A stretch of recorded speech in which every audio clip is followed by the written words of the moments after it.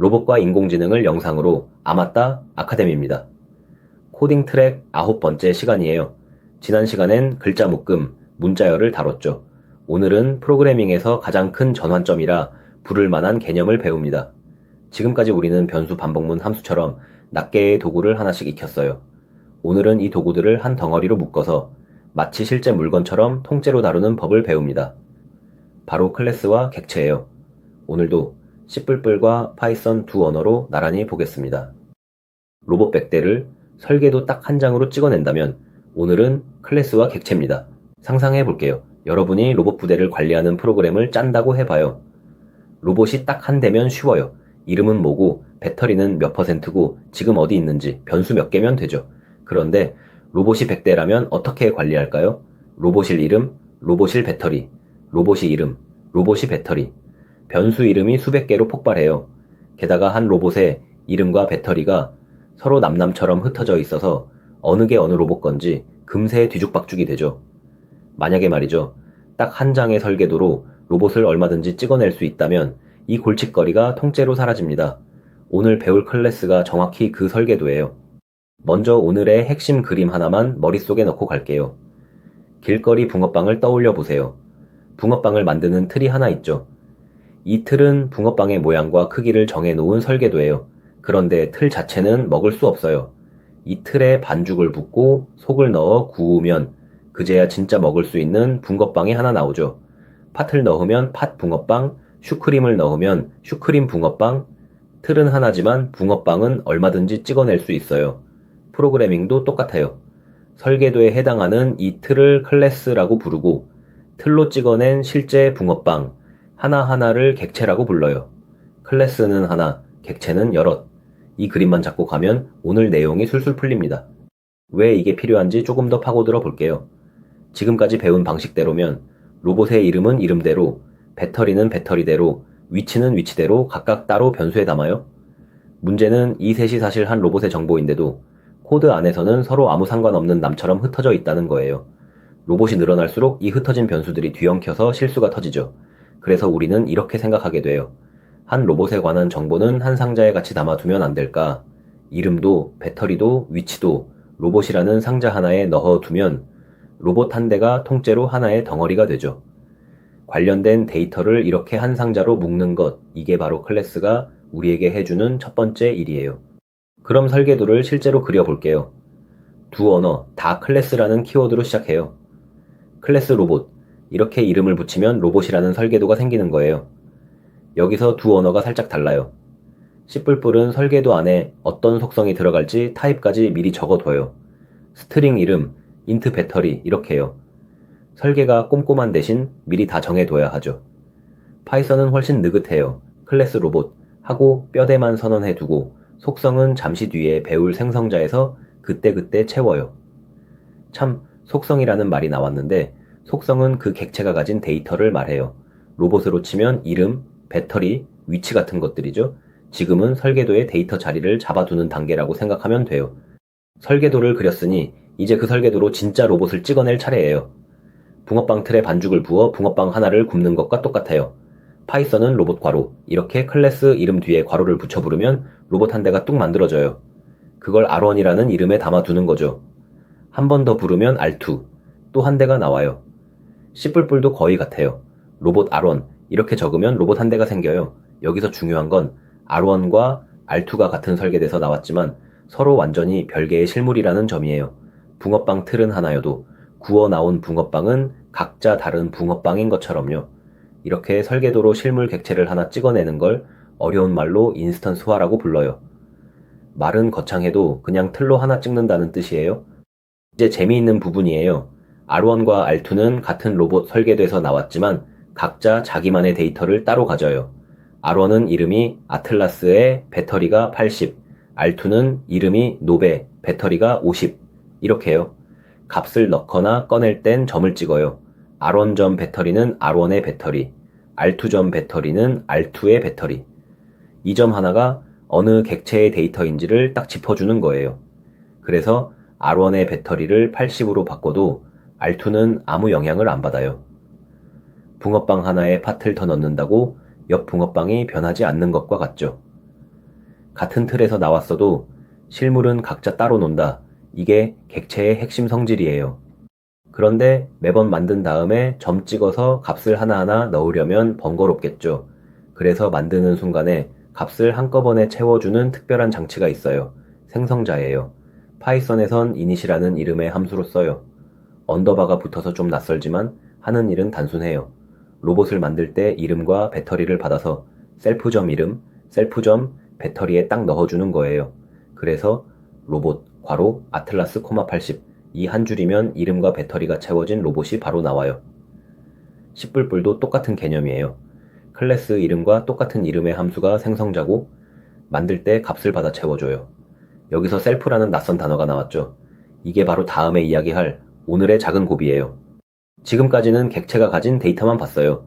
그런데 객체의 진짜 힘은 데이터뿐 아니라 그 데이터로 할 수 있는 행동까지 같이 품는다는 데 있어요. 로봇이라면 충전하기, 움직이기, 같은 동작이 있겠죠. 이렇게 클래스 안에 넣은 함수를 메서드라고 불러요. 함수편에서 배운 그 함수가 클래스 안으로 들어오면 이름이 메서드로 바뀌는 거예요. 예를 들어 충전하기 메서드를 만들어 두면 R1점 차지, 이 한 줄로 R1의 배터리가 100으로 채워져요. R2점 차지를 부르면 R2가 충전되고요. 데이터는 명사, 메서드는 동사라고 생각하면 편해요. 이름과 배터리라는 명사 옆에 충전한다 움직인다는 동사를 함께 묶어두는 것. 이렇게 데이터와 기능을 한 덩어리로 담는 게 객체의 정수예요. 메서드 안을 자세히 보면 셀프점 배터리라고 적혀 있어요. 그냥 배터리가 아니라 굳이 셀프를 붙이는 데는 이유가 있어요. R1, R2, R3, 로봇이 여러 대인데 충전하기 메서드는 딱 하나의 설계대만 적혀 있잖아요. 그럼 이 메서드를 부를 때 대체 누구의 배터리를 채워야 하는지가 문제가 돼요. 여기서 한번 예측해보세요. R1점 차지라고 부르면 R2의 배터리도 같이 100으로 변할까요? 정답은 아니에요. 셀프는 지금 이 메서드를 부른 바로 그 객체를 가리켜요. R1점 차지면 셀프는 R1, R2점 차지면 셀프는 R2. 그래서 자기 배터리만 채워지고 옆 로봇은 멀쩡해요. 셀프는 나 자신이라는 뜻의 이름표인 셈이죠. 파이썬은 이 셀프를 눈에 보이게 적고 C++은 this라는 이름으로 뒤에서 조용히 알아서 챙겨줘요. 지금까지 한 걸 한 단어로 묶으면 캡슐화예요. 데이터와 그 데이터를 다루는 기능을 하나의 캡슐에 같이 담는 거죠. 그런데 캡슐화엔 한 가지가 더 있어요. 바깥에 다 보여줄 필요가 없는 건 안쪽에 숨겨둔다는 거예요. 리모컨을 떠올려 보세요. 우리는 전원 버튼, 볼륨 버튼만 누르면 되지. 그 안에 복잡한 회로가 어떻게 생겼는지는 알 필요가 없죠.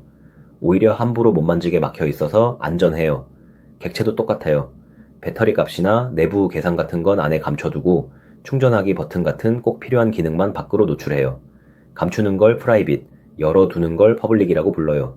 이렇게 하면 쓰는 사람은 버튼만 알면 되고 실수로 내부를 망가뜨릴 일도 줄어요. 두 언어의 클래스를 나란히 정리해 볼게요. C++은 엄격한 쪽이에요. 어떤 속성이 있고 타입이 뭔지 미리 선언해야 하고 퍼블릭과 프라이빗을 확실히 구분해서 강제해요. this는 뒤에서 알아서 챙기고 컴파일할 때 실수를 잡아줘요. 대신 속도와 메모리를 세밀하게 제어할 수 있어서 로봇 실시간 제어나 임베디드에 잘 맞죠. 파이썬은 느긋한 쪽이에요. 셀프를 직접 적고 init으로 값을 채우고 타입도 자유롭고 문법이 간결해요. 다만 C++처럼 접근을 강제로 막는 프라이빗은 없어요.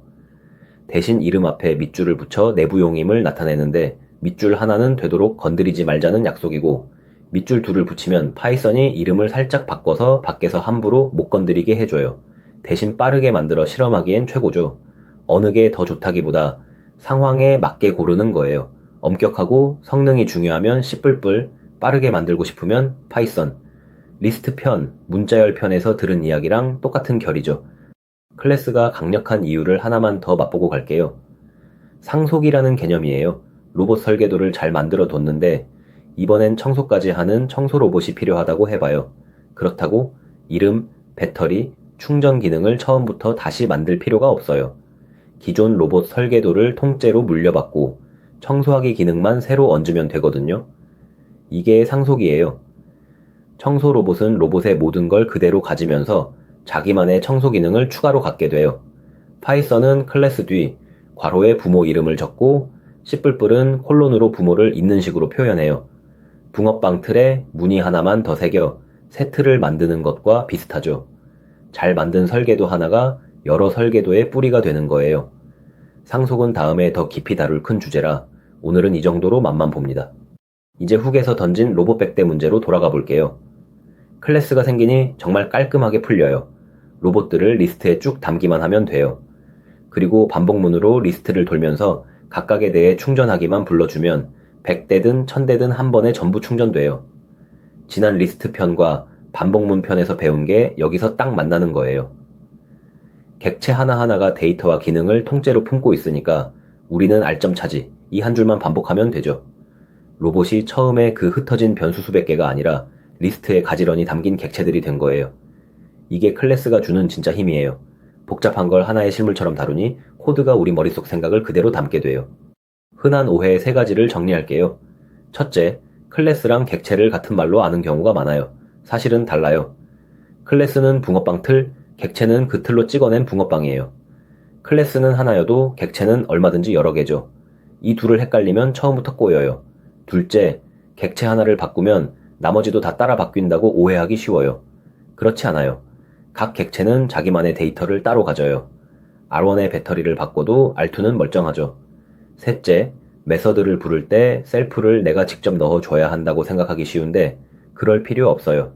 R1점 차지라고만 부르면 파이썬이 셀프 자리에 R1을 알아서 채워줘요. 이 셋만 안 헷갈리면 클래스에서 겪는 실수 대부분을 피할 수 있어요. 오늘 핵심만 모을게요. 오늘 이야기는 결국 데이터와 기능을 한 덩어리로 묶어 실물처럼 다루는 것. 그 한 문장이에요. 클래스는 설계도, 곧 붕어빵 틀이고 객체는 그 틀로 찍어낸 실물이에요. 클래스 안에는 데이터인 속성과 기능인 메서드가 함께 들어가고 만들 때 생성자가 초기값을 채워줘요.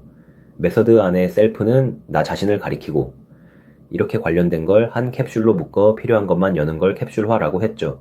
이 사고방식을 객체 지향이라고 불러요.